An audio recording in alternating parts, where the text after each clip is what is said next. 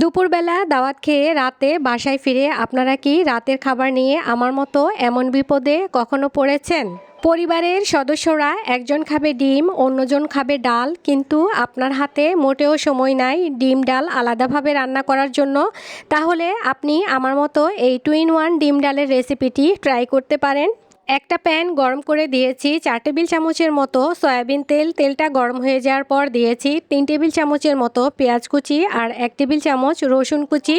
তো গরম তেলের মধ্যে পেঁয়াজ রসুন কুচি খুব ভালো করে গোল্ডেন ব্রাউন করে ভেজে নিয়েছি। এরপর দিয়ে দিচ্ছি 1 কাপ মসুর ডাল। আমি খুব ভালো করে 4 থেকে 5 বার পানি পাল্টে ধুয়ে তারপর 10 থেকে 15 মিনিটের মতো সময় ভিজিয়ে রেখেছিলাম। তো ডালটা দেওয়ার পর নাড়াচাড়া করে একটু সময় ভেজে নিচ্ছি। ডাল ভেজে নেওয়ার পর দিয়ে দিচ্ছি হলুদের গুঁড়া 1 চা চামচ, মরিচের গুঁড়া দিয়ে দিচ্ছি 1 চা চামচ, ধনিয়ার গুঁড়া দিয়ে দিচ্ছি 1 চা চামচ, আর লবণ দিয়ে দিব টেস্ট অনুযায়ী। সবশেষে দিয়ে দিচ্ছি 2 টুকরা দারচিনি। এখন আমি নাড়াচাড়া করে সবগুলো মশলার সাথে ডাল খুব ভালো করে ভেজে নিব, যাতে করে ডালে কোনো পানি না থাকে আর ডালটা একেবারে ঝরঝরা হয়ে যায়। তো খুব ভালো করে আমি ডালের সাথে মশলাগুলো মিশিয়ে ভেজে নিয়েছি। এখন দিয়ে দিব পানি। আর ডালে পানির পরিমাণটা একটু কমই দিতে হবে, যেহেতু ভুনা ডালের মতো করে রান্না করব। তো পানি দেওয়ার পর বলক আসা পর্যন্ত অপেক্ষা করব। বলক আসার পর চুলার তাপটা মিডিয়ামে করে দিব। চুলার তাপটা মিডিয়ামে করে দিয়ে 10 থেকে 15 মিনিটের মতো সময় ডাল রান্না করে নিব, যাতে করে ডাল 50%-এর মতো সেদ্ধ হয়ে যায়।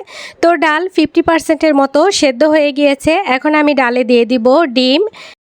ডিমগুলো সরাসরি ভেঙে দিচ্ছি না, যেহেতু ডিম মাঝে মধ্যে দেখা যায় যে নষ্ট থাকে। তো একটা ডিম যদি নষ্ট থাকে তাহলে কিন্তু পুরো রেসিপিটাই বরবাদ হয়ে যাবে, ফেলে দিতে হবে। সেজন্য আমি বাটিতে ডিম ভেঙে একটা একটা করে দিয়ে দিচ্ছি।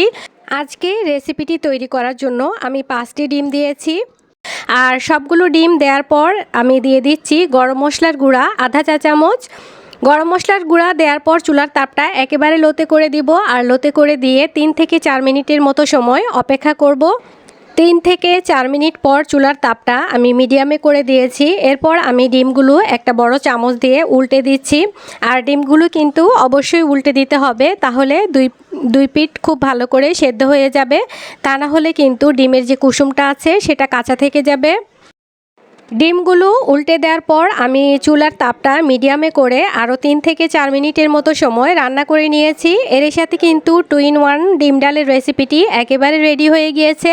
এখন আমি চুলা থেকে নামিয়ে নিয়েছি আর গরম গরম ভাতের সাথে সার্ভ করতেছি।